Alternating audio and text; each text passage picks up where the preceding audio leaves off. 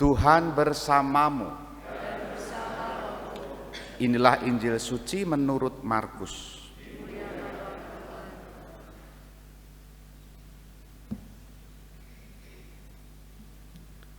Sekeluarnya dari rumah ibadah di Kapernaum, Yesus dengan Yakobus dan Yohanes pergi ke rumah Simon dan Andreas.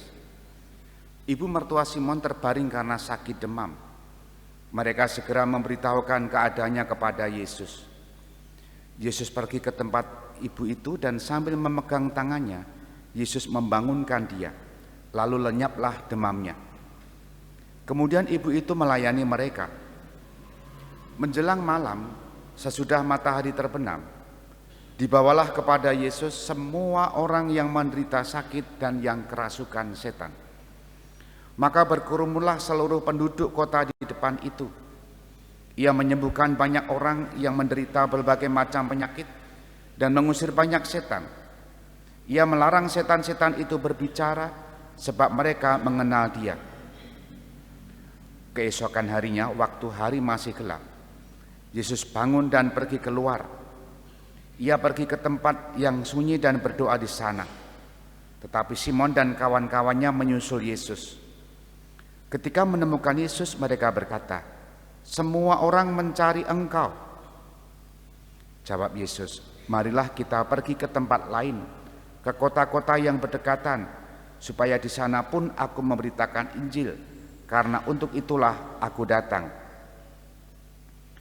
Lalu pergilah Yesus ke seluruh Galilea, memberitakan Injil dalam rumah-rumah ibadat mereka dan mengusir setan-setan. Demikianlah sabda Tuhan. Saudari-saudara yang dikasihi Tuhan, selamat pagi berkah dalam. Dalam keseharian kita, dalam pengalaman hidup kita sehari-hari, orang yang bisa memahami bahwa orang lain itu sedang kesusahan, misalnya soal kesehatannya, biasanya yang biasa memahami itu siapa kira-kira? Yang pernah bermasalah tentang kesehatannya, kan, betul nggak?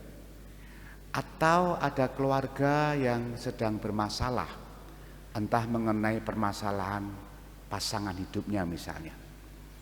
Yang bisa memahami, yang bisa mendengarkan dan barangkali bisa merengkuh, menolong adalah yang pernah mengalami hal yang sama tetapi sudah melampauinya, betul nggak? Tapi biasanya orang yang belum pernah mengalami satu hal terhadap kesusahan orang lain belum bisa merasakan apa yang mereka rasakan. Kira-kira seperti itu, mudah-mudahan benar. Dan saya memiliki keyakinan seperti itu, bahwa kesaksian hidup dari mereka yang pernah mengalami itu jauh lebih berdaya,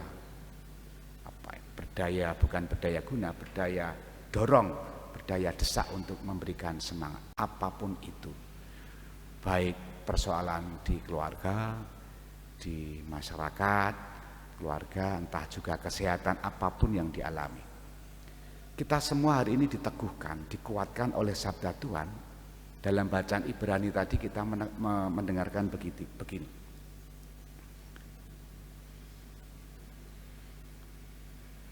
Itulah sebabnya dalam segala hal Yesus harus disamakan dengan saudara-saudaranya, supaya ia menjadi imam agung yang menaruh belas kasih dan yang setia kepada Allah untuk mendamaikan dosa seluruh bangsa. Kata-kata yang kurang lebih disamakan dengan saudara-saudaranya artinya bisa merasakan apa yang dialami oleh saudara-saudaranya. Utamanya adalah tentang kedosaan. Betapa kedosaan itu memutus relasi hubungan baik antara Allah dengan manusia dan sebaliknya.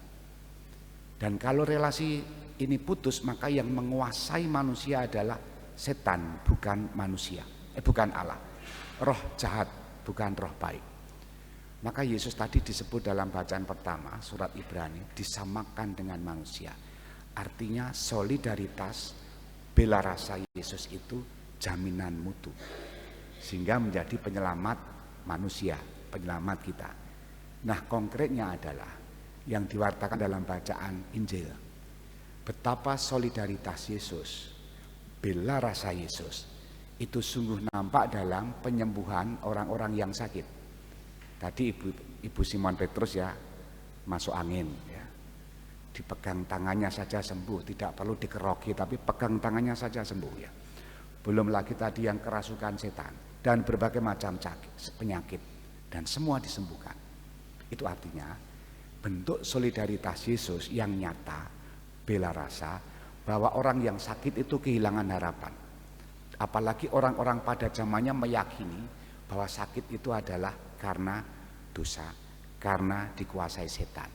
Maka pokok penyembuhan Yesus adalah melepaskan ikatan setan itu, ikatan kedosaan itu sehingga menjadi pulih dan kemanusiaannya menjadi kembali utuh. Itulah warta gembira hari itu. Itulah yang dibuat Yesus dalam memberitakan Injil.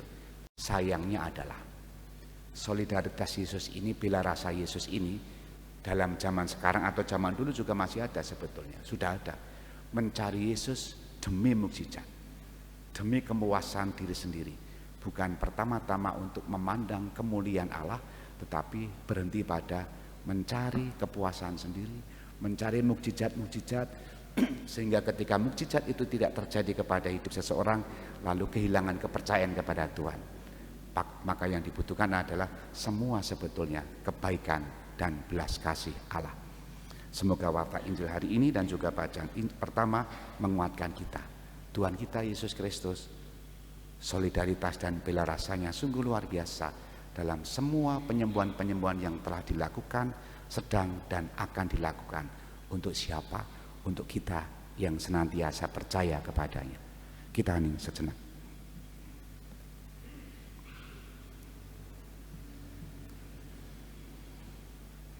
Dimuliakanlah Yesus yang dulu hidup, sekarang dan selama-lamanya. Amin.